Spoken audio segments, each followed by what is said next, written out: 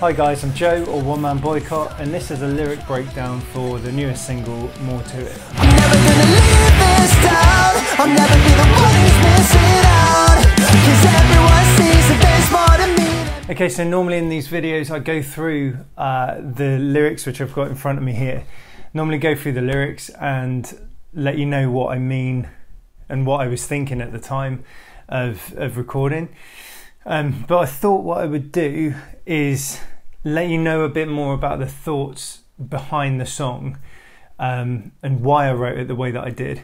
So to kind of start off, the very beginning of this track, like before I'd even thought about or laid down exactly what I wanted the song to sound like, what I was trying to do consciously was to write a very short song and make it feel like not a short song.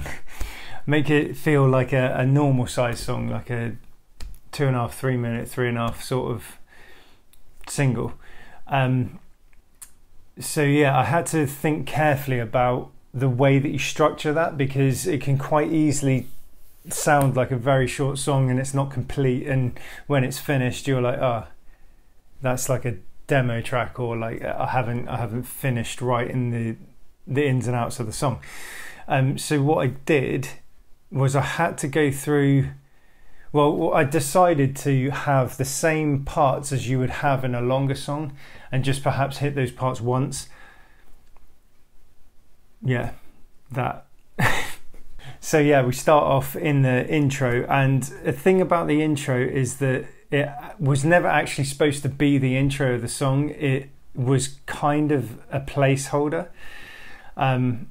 And it used to be twice as long as well. And what I did is at the end of the track, when I'd finished writing, I was thinking, right, we need to address that intro.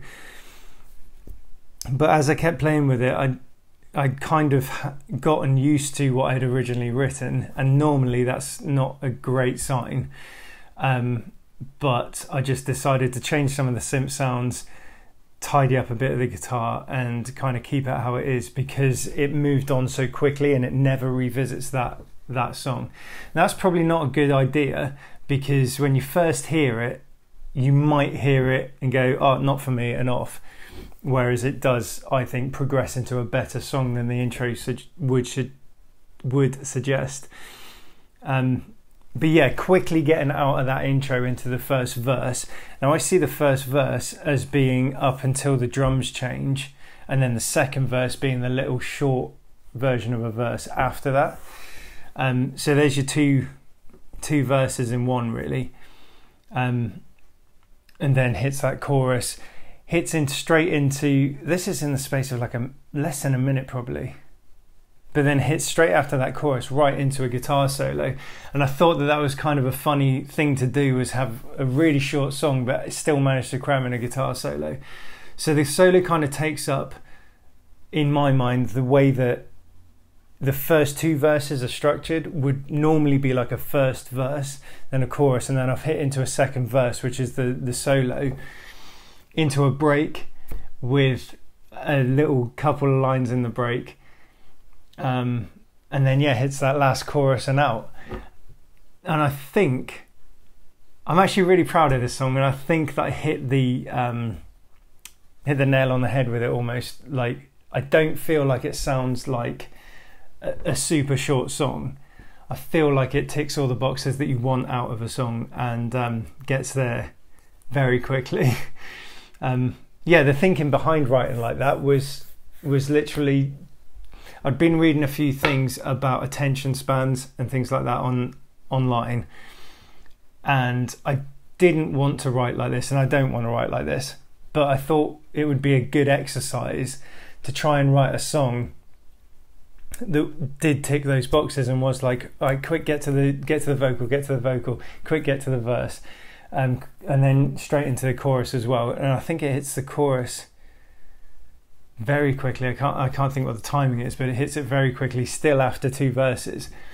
It's kind of the same thinking that I had with 99, where the chorus hook, the vocal chorus hook, hits right away in the first line of the first verse. It was written around the same kind of time as that, while I was reading these things about people's habits online. Yeah, I think it turned out well. And also something else that I wanted to say about it was the voice of the guy in the break, the little like snippet before it hits that last chorus. I've been holding on to that sample for like 2 years. I got sent something, you know, everyone's in these WhatsApp groups that like there's one guy that sends something horrible through or whatever, and I got sent something that I was like, who does that? So decided to send it on to another mate, and that was his response, his voice message response to me, to seeing what I'd sent him. And I clipped it, and I knew that I wanted to use it in that way, but I didn't know when, and I, at the time, didn't have a song that I wanted to use it in. Wrote this song where it came out of the break and went straight into that last chorus, which is why if you listen to it builds up and then drops away into that sample and then hits the chorus. It's because it was building up to drop into that chorus originally, and I was like, oh my god, I can use the sample, I can finally use the sample. Yeah, and I thought I'd lost it as well, but inserted it, and I had to play about with it a little bit, but it works really well, I think, anyway. I hope you agree. A little bit of fun there anyway. So with the actual meaning behind the song, it's quite obvious, and I think that I've told you guys over socials quite a lot that it's about the idea of there being more to life than just money, and the kind of people that just chase money in like a bad way. Chasing money's fine if that's what you want to do, but it's when you're like not doing, you're valuing that thing over your relationships, over people, and it's the reason why I've got issues with a lot of big businesses, but mainly just the way with how most people that chase money decide to act. And that's without going into like a deeper thought of mine, because that's not what this is about. The song is about just the choices we make, and that there is more to life than just money. Like, I know people that will do a favour and then just go, oh yeah, but where's mine? Like, where's my money? And it's like, yeah, try not to see much of those people. And yeah, I mean, that's another conversation as well. I'm getting sidetracked. Anyway, let's go through these lyrics and like see how I tried to hit that obvious message, but how I tried to hit that throughout the lyrics. So I actually, looking at these here, I'm going to put these here so I'm slightly towards the camera when I'm looking at them. But yeah, I start off talking about that kind of mental aspect of toxic people that like will just chase money. Like I said, you can do it in a healthy way, I believe, but yeah. Anyway, I care too much what my friends say. I'd avoid every word, but I can't, and it's not my style. Just a hint at what I've gone through mentally and kind of how I've changed, that I realise I should take stuff a little bit less serious, but I can't help it, and I do read and overthink quite a lot. So that's what that's kind of getting to.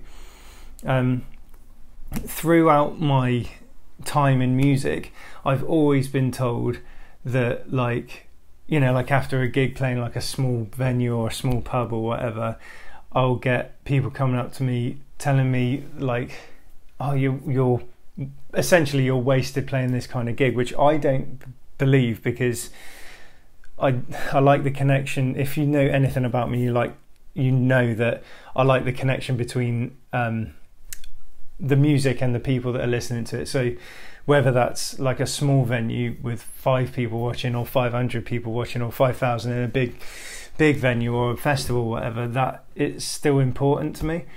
But that's what I'm getting at, is that when they say that I'm wasted, and it breaks my heart every time they mention, it doesn't really help when people are saying, oh, you could be doing this, you should be doing that. because it's like, yeah, but I'm not, am I? But we're working on that, moving forward. So that's the whole first verse, really.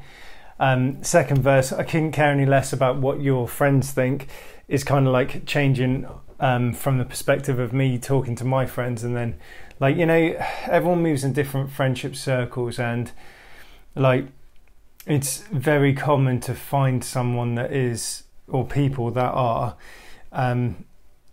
like only driven by money. So like other things really don't matter to them, other virtues that I personally find more attractive, I guess. And you know, when you move in these different circles, you're always going to cross over with people that you don't really like or you don't really care about, but kind of are forced to interact with at times. I'm sure everyone understands where I'm getting at. Like, everyone knows some people like that, right? So that's what it is. I couldn't care less about what your friends think, because they all fucking suck and I can't believe they're yours. It's just that thought of people within those groups, like, why are they even here? Like, he's a bit of an arsehole or whatever's going on, but you always kind of can't see the connection. Like, because I have this relationship with you, and I feel like this of you, why would you associate with this kind of person? I don't get it. But it's just like a knock at that, because I think everyone can relate to that, and it is with that kind of more to it mindset as well. Yeah, so I thought for the chorus it'd be funny, and I actually put something out on stories about this, that I could write a pop punk song with the line, "I'm never going to leave this town" in, because it's like cliche as hell. So I kind of devoted myself to writing the chorus with that as the first line. So that was the first actual line that I wrote for this song. I'm never going to leave this town, but spin it round into a positive. I'll never be the one who's missing out, because everyone sees that there's more to me than money. So it literally is just as it sounds. Normally when you say never going to leave this town, it's kind of a negative connotation. You'll be like, oh, you'll never amount to anything, you'll X, Y and Z, you won't earn any money, you'll never be rich, blah blah blah, in this context. So I thought that I would write that song, but then flip it immediately to be like, yeah, I'm never going to leave this town, that's not necessarily a bad thing. I won't be the one that's missing out, because you'll be missing out on meaningful relationships, love, like all of these other things that aren't money.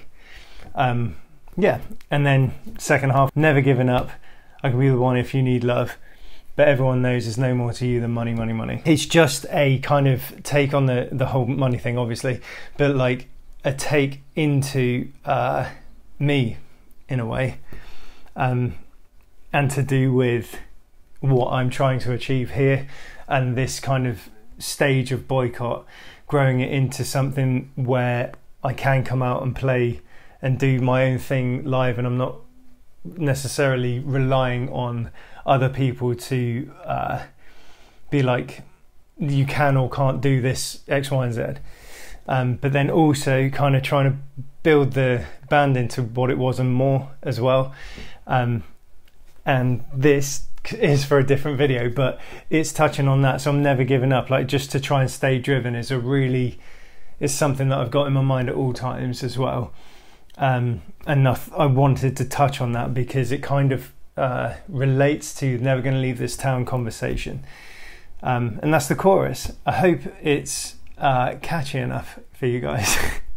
I thought it was pretty catchy, but it needed to, because it's such a short song and it hits only a couple of times. And the break, it moves into that break after the solo.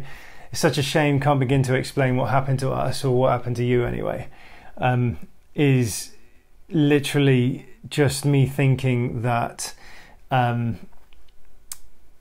to be fair, the shame and explain, that is my least favourite part of the song. I was trying to get across the feeling of, like, it's such a shame when relationships change. Someone always inevitably ends up getting hurt. And being more impacted by the change in the relationship, whether that's a change in person, personality, circumstance, whatever it is. So yeah, that's what I was trying to say, but I actually don't like the way it's such a shame. Can't begin to explain. It's too obvious for me. I don't like writing lyrics like that. But on the flip side of that, I do think it works, which is why it stayed in. What happened to us is I'm just trying to convey a feeling here in this break. It's like, shit, it's not the same as it used to be, and this sucks. What happened to us?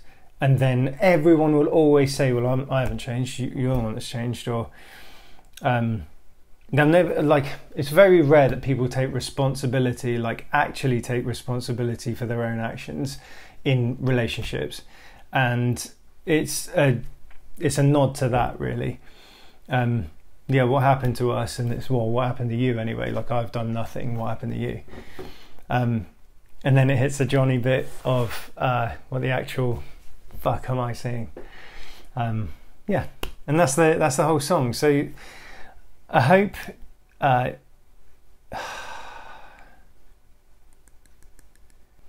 light's just gone out. I'm literally just about to wrap this video up, so hopefully it's not changed things too much. It's the only battery one that I've got, and it died. So yeah, I hope that you've got something out of this video. I hope that gives you a bit more insight into what I was thinking around the time of writing this. If you want to hear more or different or more diverse things about my songs when I do a video like this, please say something in the comments. Let me know. Give me some pointers, because I'm learning all the time with this. Like, charge your batteries is a lesson I'll take from this video. Anyway, I hope the mic's done good. It was a present from my brother and his wife. Thanks, Ben and Claire. I appreciate it. Testing 1, 2. And thanks for your support. Don't forget to hit the like button. Remember to subscribe if you're new around here. And yeah, I do have a Patreon. Links in the description. You get more stuff like this going completely right all the time. Remember, you're beautiful, and I'll see you next week. I'm never gonna leave this town. I'm never